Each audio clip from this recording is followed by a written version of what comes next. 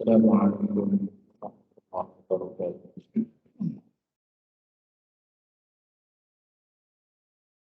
Innal hamdalillah nahmaduhu ta'ala wa nasta'inuhu wa nastaghfiruh wa na'udzu billahi min shururi anfusina wa min sayyiati a'malina. May yahdihillahu fala mudilla lahu wa may yudlil fala hadiya lahu. Asyhadu an la ilaha illallah wahdahu la syarika lahu wa asyhadu anna Muhammadan abduhu wa rasuluhu la nabiyya ba'dahu. Salawatu Rabbi wa salamuhu ala Nabi Muhammadin wa ala alihi wa sahbihi wa sallama tasliman katsiran. Ma'asyiral muslimin Allah. Kembali kita membaca Ushul Salasah karya Al-Imam Al-Mujaddid Syekhul Islam Muhammad ibn Sulaiman Al-Nasri rahimahullah ta'ala. Dan kita masih pada ucapan beliau berkaitan dengan al-isti'anah wa daliluh. Kita mengetahui pada pertemuan yang telah lalu bahwa makna dari al-isti'anah adalah qulatul aun. Demikian kata Syekh Ibnu Taimiyah rahimahullah ta'ala. Al-isti'anah qulatul aun. Yang namanya isti'anah itu meminta pertolongan. Dan kita sudah jelaskan pada pertemuan yang telah lalu tentang makna meminta pertolongan yang dimaksudkan dari prinsip-prinsip tauhidullah. Karena sebagaimana di awal-awal sudah kita jelaskan bahwa yang namanya min anwa'il ibadah, jenis-jenis peribadatan adalah al-isti'anah. Dengan demikian kita harus cermat di dalam memahami makna isti'anah di sini. Ada perkara-perkara yang di sana tidak boleh dilakukan melainkan hanya kepada Allah Subhanahu wa taala. Kalau dalam syarahnya atau penjelasannya Syekh Fauzan Abdullah Ta'ala, beliau membaginya dalam dua jenis. Jenis yang pertama adalah al-isti'anah bi syai'in la yaqdiru 'alaihi illallah.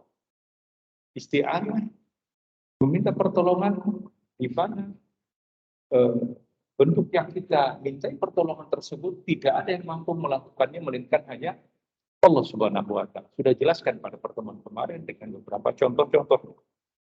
Dan yang kedua adalah al-isti'anatu bima yaqdiru 'alaihi al-makhluq. Isti'anah meminta pertolongan yang padanya makhluk mampu untuk melakukan. Jadi ada yang tidak mampu untuk melakukannya melainkan hanya Allah, maka ini tidak boleh. Waman sarafa bihi, maka barang siapa yang mengajukan permintaan ini maka sungguh padanya ada kesyirikan.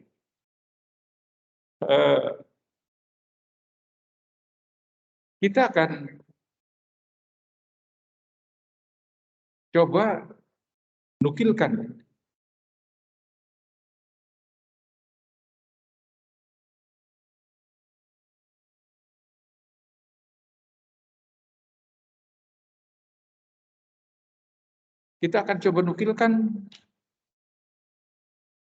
dari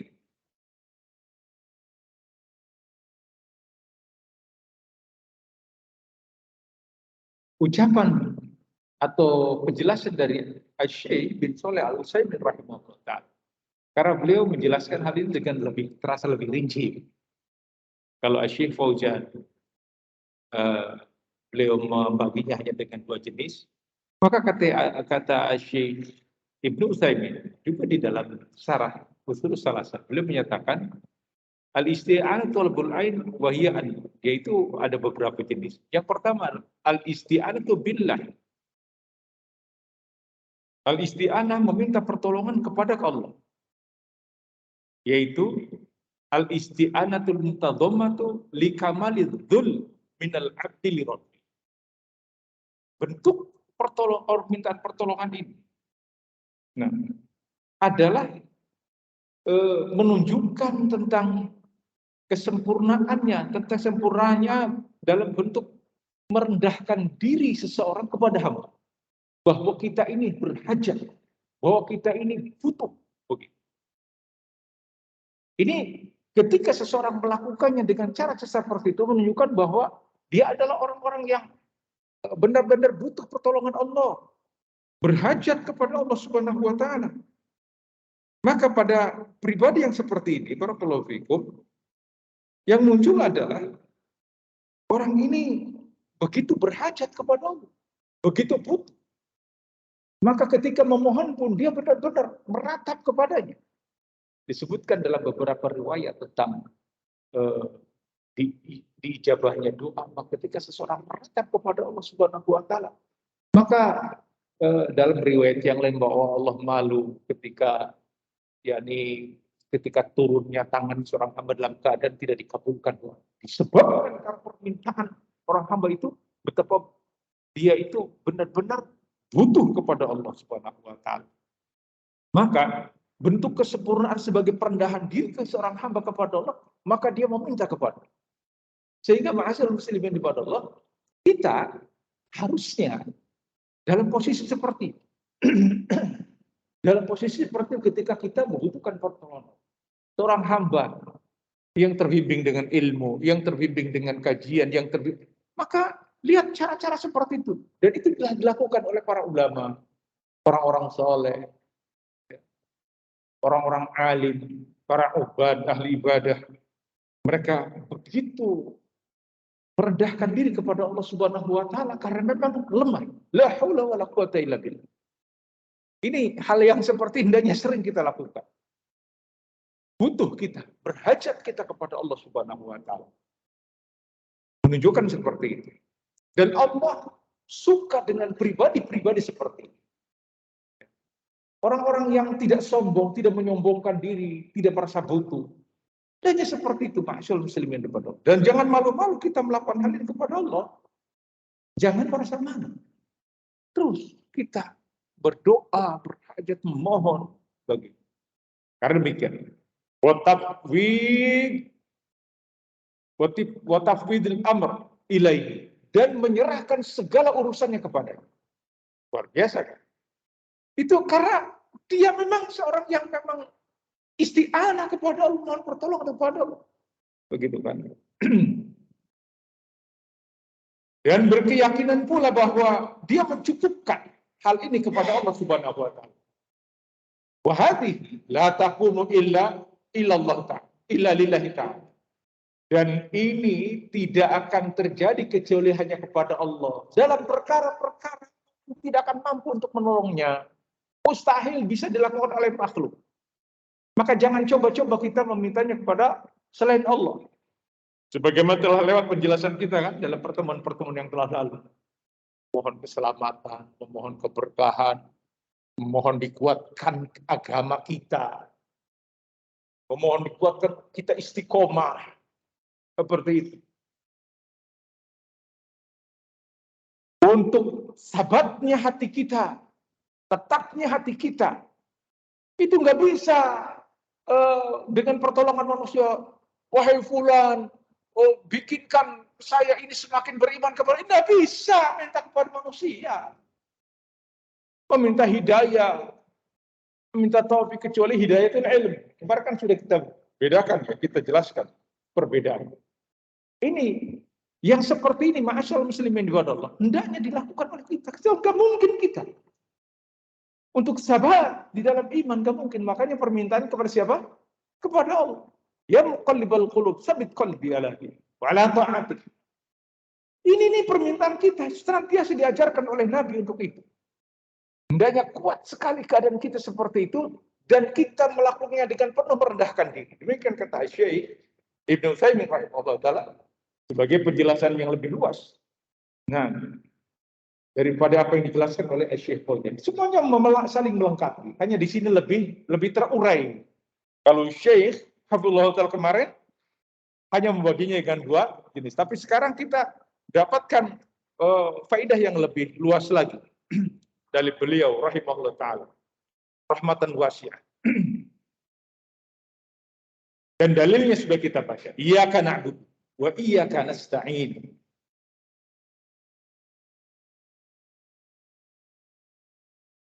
Wa wajhul ikhtisas anna Allah Ta'ala qadamal ma'mum. Dan dari sisi pengkhususan ini yang katanya nanti yufidul hasr, yang yakni lebih mengkhususkan, membatasi begitu. Maksudnya adalah kata-kata iyaka itu didahulukan. Padahal bisa saja na'buduka atau na'budu iyaka. Tapi kenapa di sini Allah Subhanahu wa taala dengan kalimatnya iyyaka na'budu wa iyyaka nasta'in. Makmulnya, pelakunya itu dikedepankan. Ini kata beliau rahimahullah, yang seperti ini adalah yufidul hasr, untuk lebih membatasi hanya saja kepada engkaulah begitu. Jadi tidak kepada yang lain. Bentuk pertolongan. Maka ma'asyiral muslimin ibadallah, ketika seseorang mengucapkannya, hendaknya itu dipahami. Makanya ketika kita sedang sholat, membaca Al-Fatihah, atau imam sedang membaca dan kita mendengarkannya, ini hendaknya benar-benar masuk ke alam pikiran kita. Kalimat yang demikian dahsyat sebenarnya. Yang di sana terkandung prinsip-prinsip akidah yang besar, yang padanya terkandung yakni kesempurnaan seorang hamba dalam hal merendahkan dirinya kepada Allah Subhanahu wa taala. Bahwa kita butuh, kita berhajat. Tidak ada perkara yang terlewatkan sedikit pun dalam pandangan Allah Subhanahu wa taala. Tidak yang besarnya dan tidak pula yang kecilnya, semuanya dalam kesempurnaan Allah dan kita membutuhkan itu. Membutuhkan ketakwaan. Maka serahkan urusannya. Maksudnya kata Syekh, ya, tafwid wa tafwidul amr ilaih. Dan kita menyerahkan segala urusan kita kepada Allah Subhanahu wa taala. Kalau orang sudah seperti itu melakukannya, sering ini levelnya wali. Bukan levelnya wali ya, ibarat kalau fikum. Ya. Memang orang ini kedudukannya seperti itu. Artinya dia orang yang begitu kuatnya beristianah kepada Allah Subhanahu wa taala.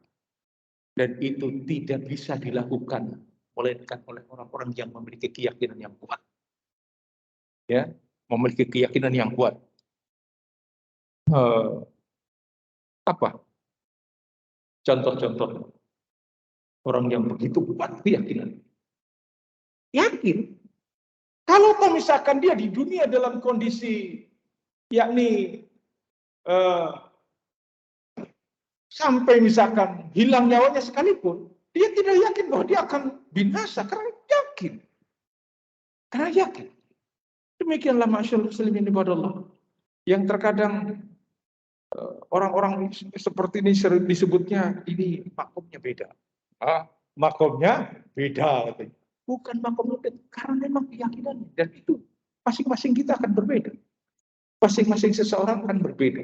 Sehingga orang yang demikian kuat isti'anahnya kepada Allah Subhanahu wa taala, terkadang orang memandangnya ini orang nekat begitu. Orang yang nekat.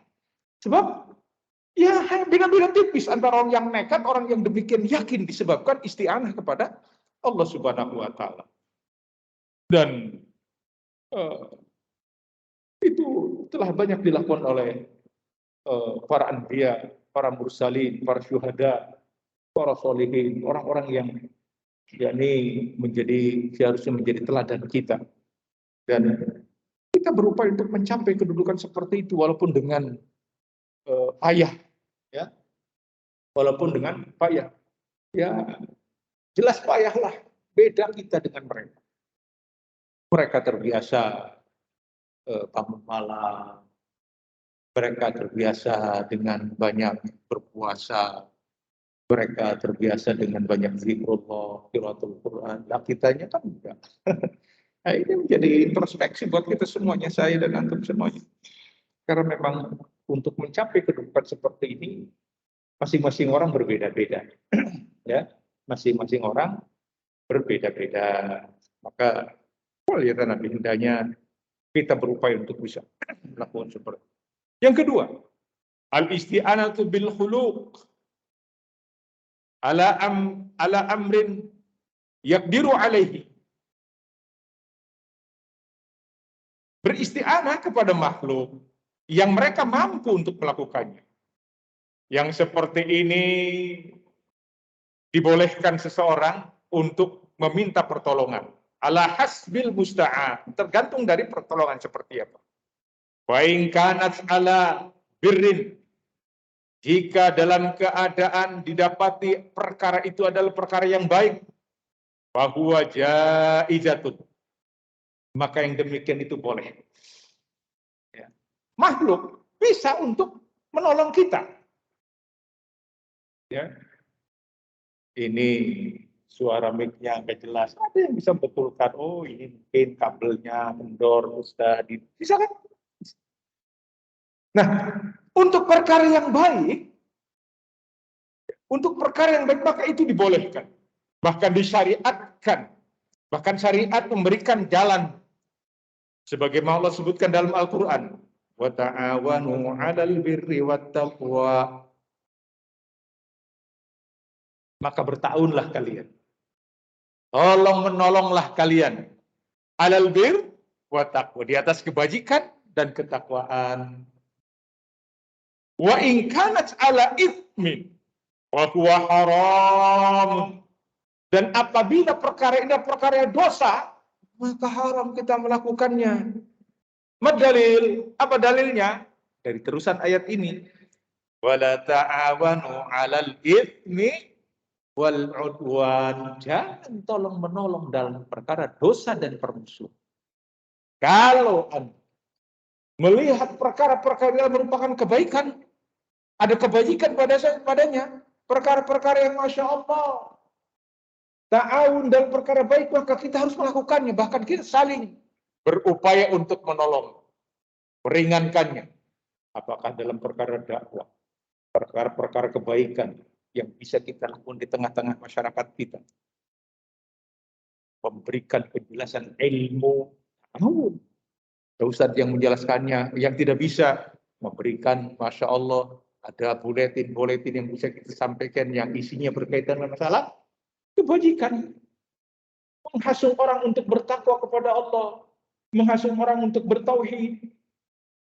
Jangan kemudian, itu kan bukan ustadznya saya yang melakukan. Ya jangan, itu apa? Yang diajarkan tauhid atau syirikan? Ketauhidan. Sini, saya ikut bagikan ya, di masjid saya. Tidak apa-apa. Ini penting. Karena apa? Kadang-kadang ta'awun sering disekat. Kalau dari yang jamaah pengajiannya nggak mau. Itu bukan, ini nggak boleh kayak gitu. Ma'asyal muslimin ibadah. Selama dia adalah muslim. Apalagi berpijak di atas tauhid. Dan berpijak di atas sunnah. Maka mereka adalah saudara kita. Lebih-lebih yang mengajarkan prinsip tauhidullah.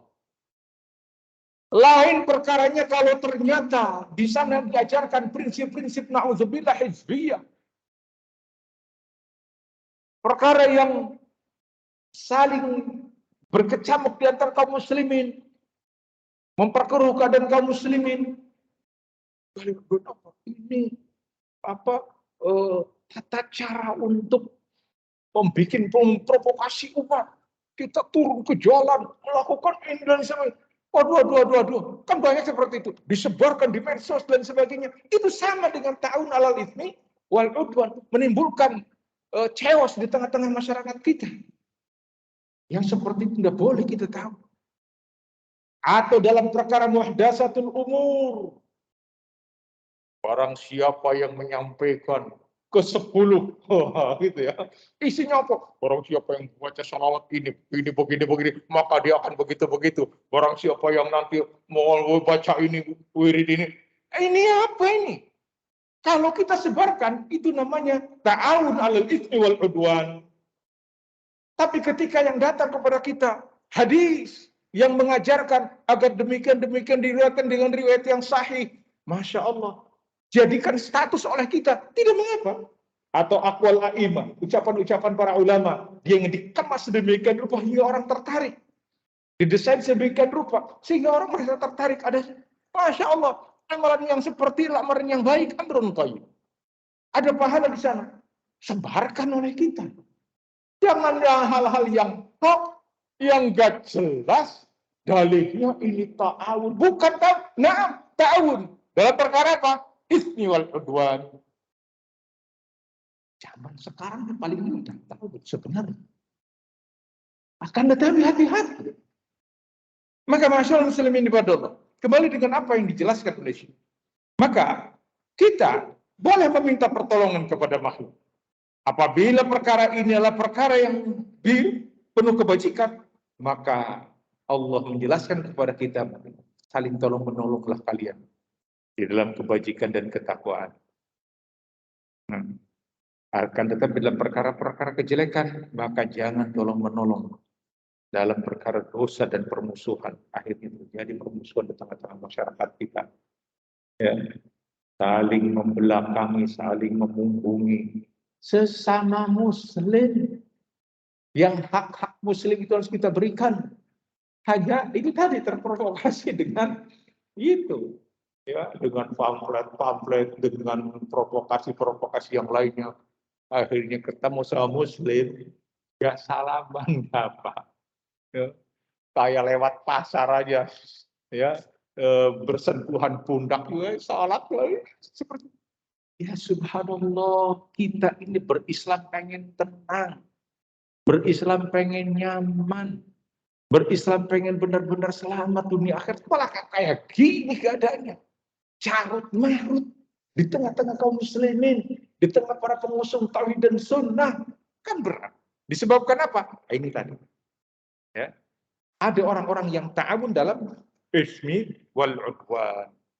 Wa in kanat ala mubah, dan apabila perkara ini adalah perkara yang dibolehkan mubah, hukumnya mubah, maka jaiz. Tidak mengapa. Tidak mengapa kita melakukan hal-hal yang perbaikan kepada umat.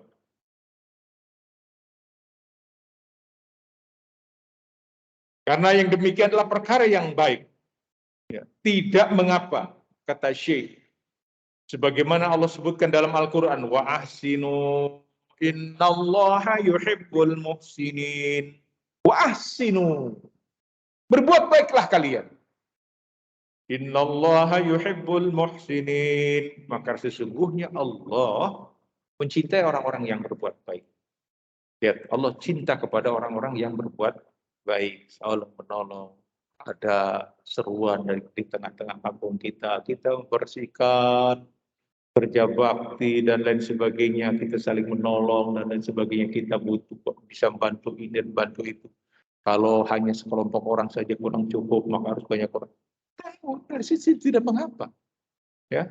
Nah, tidak mengapa kita melakukan seperti itu, memberikan contoh, karena kita adalah ingin melakukan kebaikan di tengah-tengah umat,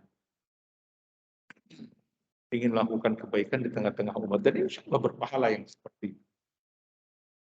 Kemudian yang ketiga, kata Syekh, karena Syekh menjelaskan cukup banyak ini.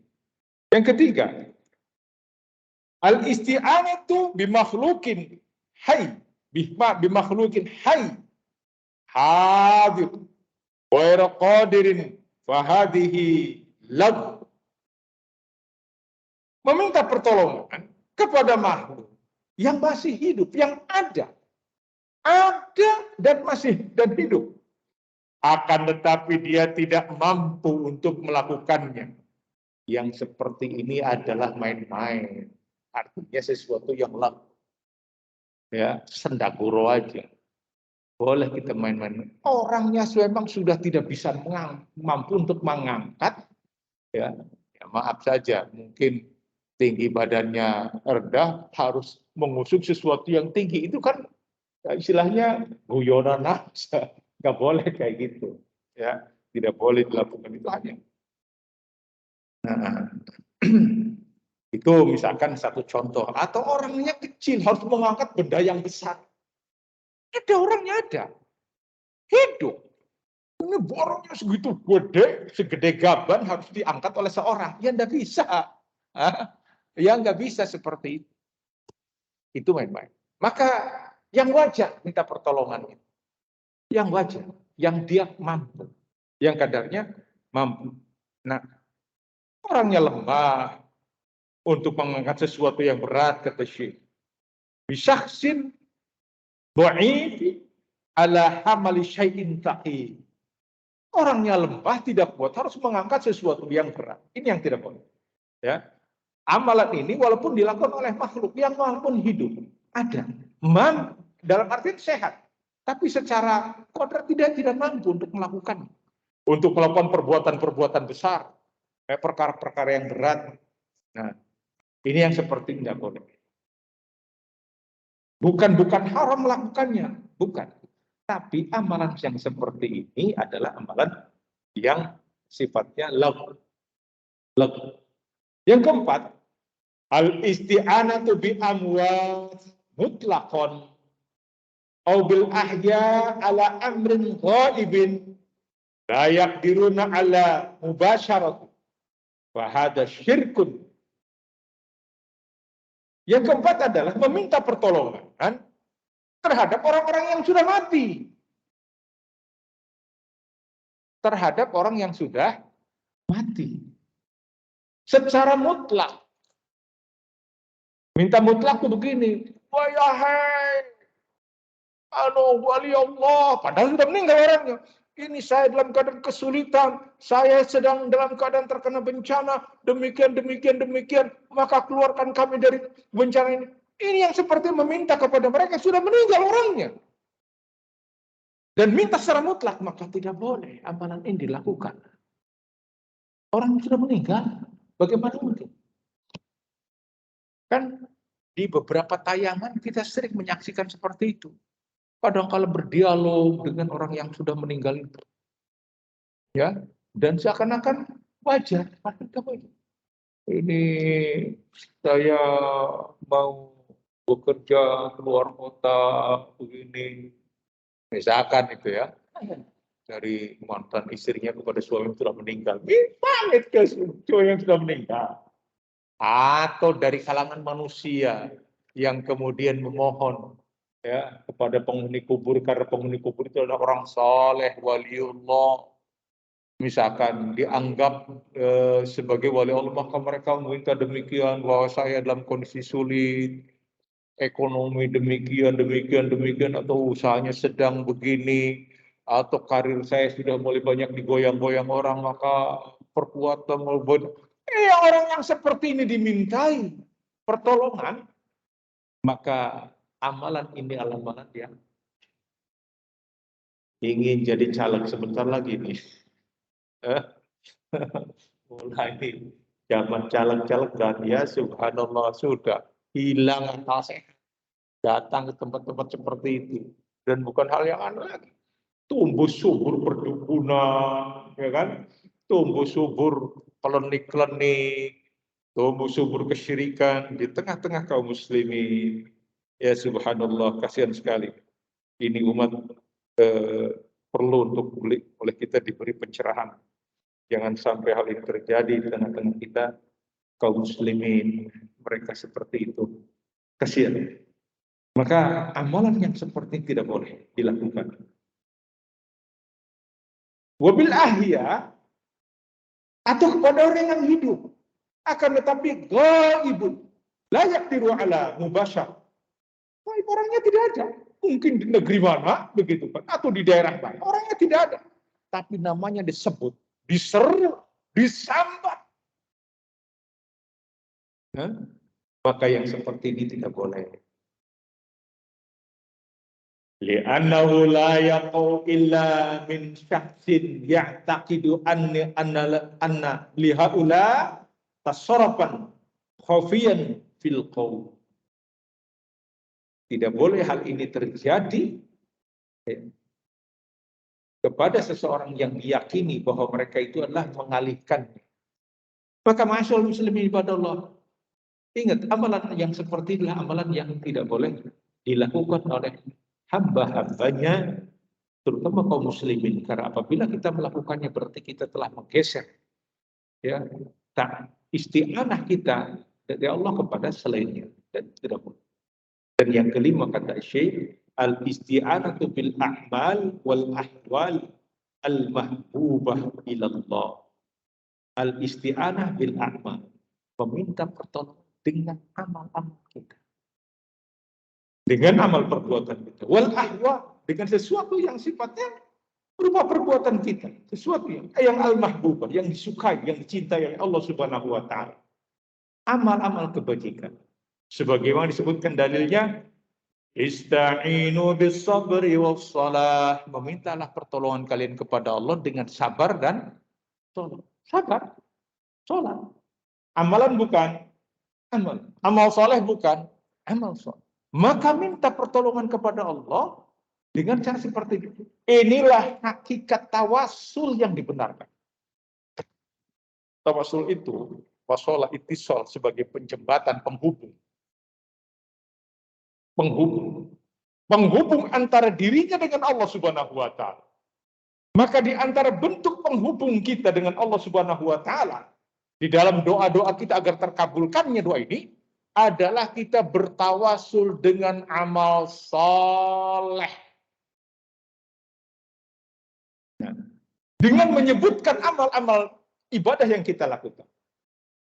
Boleh tidak kita menyampaikan kepada Allah bahwa saya telah melakukan amal demikian, demikian, dan demikian. Ria bukan?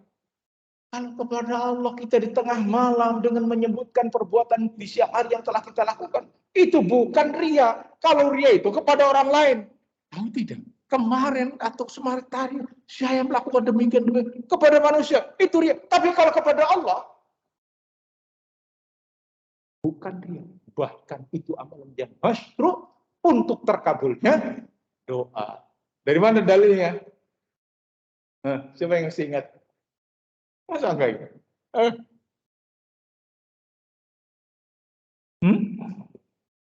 Ashabul Kahfi. Ya betul, dengan 3 orang yang maksud gua bukan Ashabul Kahfi yang terdapat dalam surat Al-Kahfi maksudnya ya.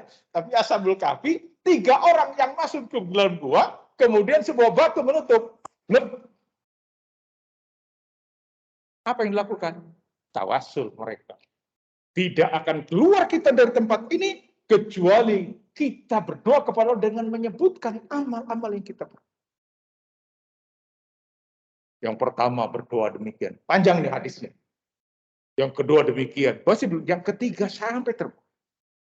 Kalau antum perhatikan, dari 3 amalan semuanya adalah yang dalam bahasa sekarang ini, bahasa sekarang amal yang sifatnya kesalehan sosial.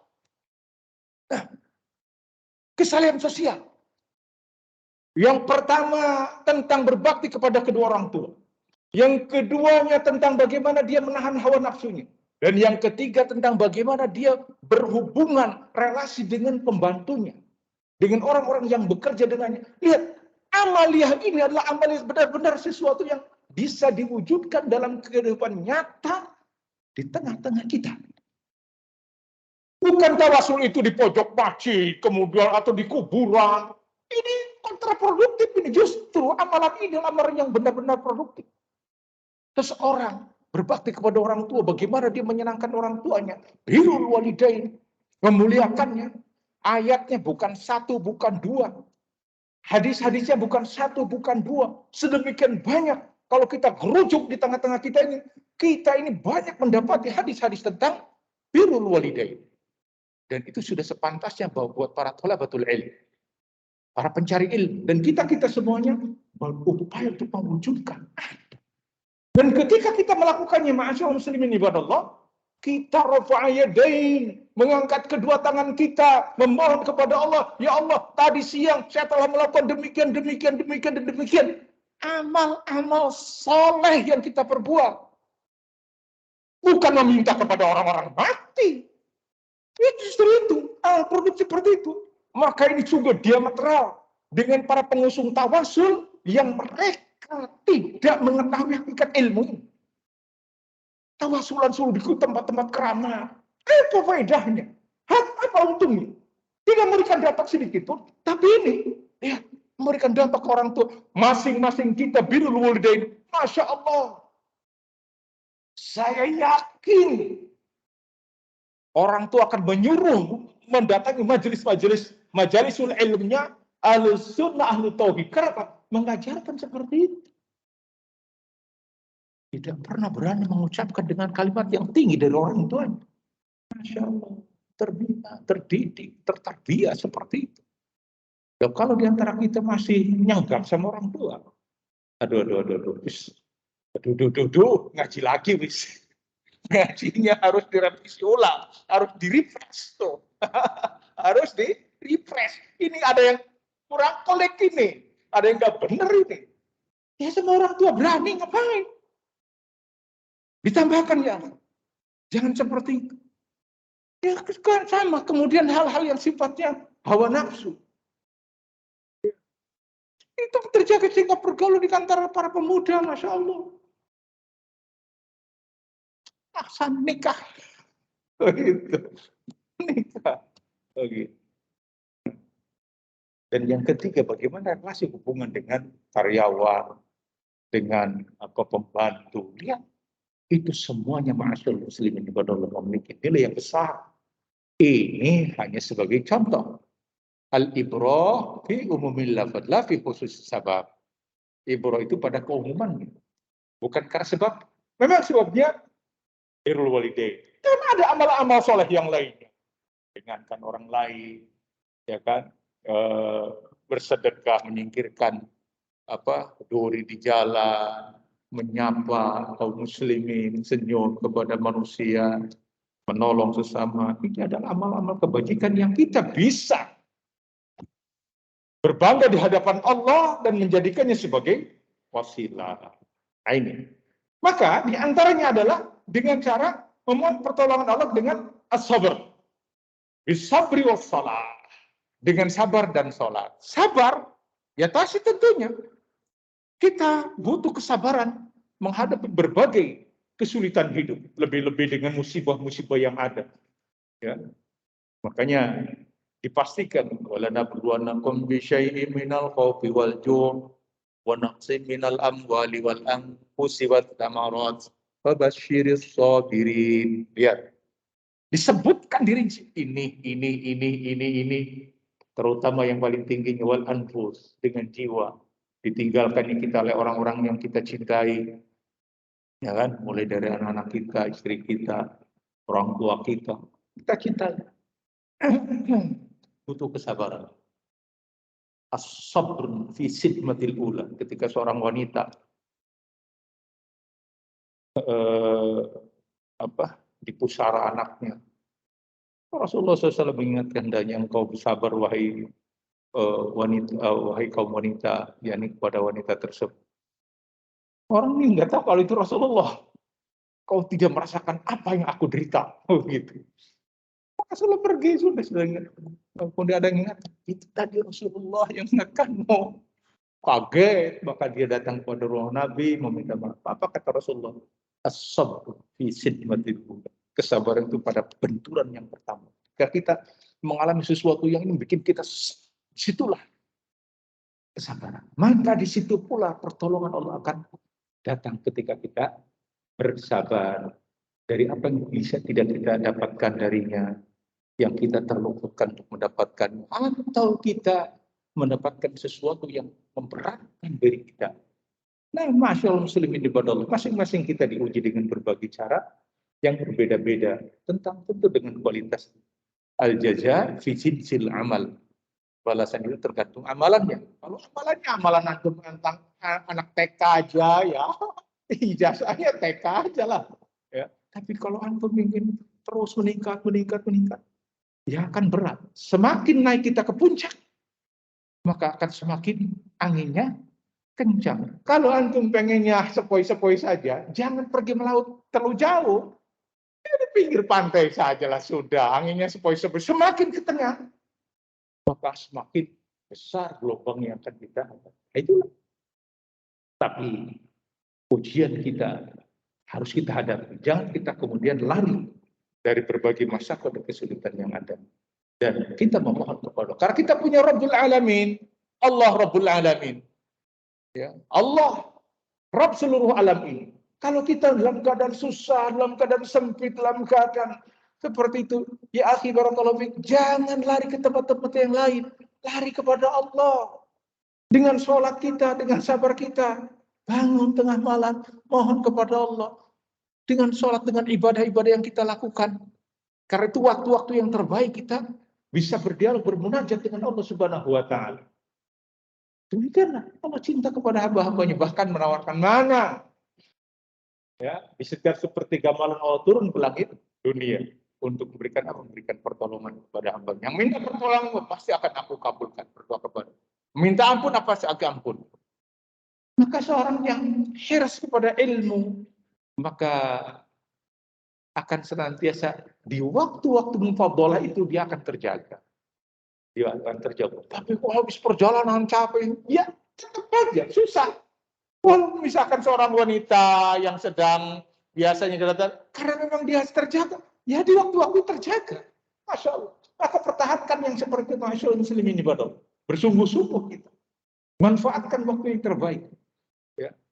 Dengan apa? Karena kita ingin dapatkan pertolongan dari Allah Subhanahu wa Ta'ala. Ista'inu bis sabri was shalah. Mintalah kalian pertolongan kepada Allah dengan sabar dan sholat. Ya. Wa qad istadalla al-mu'allif rahimahullah, maka telah berdalil yakni Al-Syekh Muhammad At-Tamimi rahimahullah taala dalam perkara ini dengan ucapan Allah Subhanahu wa taala, iyyaka na'budu wa iyyaka nasta'in, dan hadisnya, idzasta'anta fasta'in billah. Jika engkau meminta, maka mintalah kepada Allah. Hadis ini, ma'asyiral muslimin kepada Allah, hadis yang dijadikan dalil ya, oleh Al-Imam Muhammad At-Tamimi rahimahullah adalah hadis Abdullah bin Abbas. Hadis Abdullah bin Abbas. Hadisnya panjang. Ya. Kuntu khalfan Nabi sallallahu alaihi wasallam. Kata Abdullah bin Abbas, aku dibonceng oleh Rasulullah sallallahu alaihi wasallam.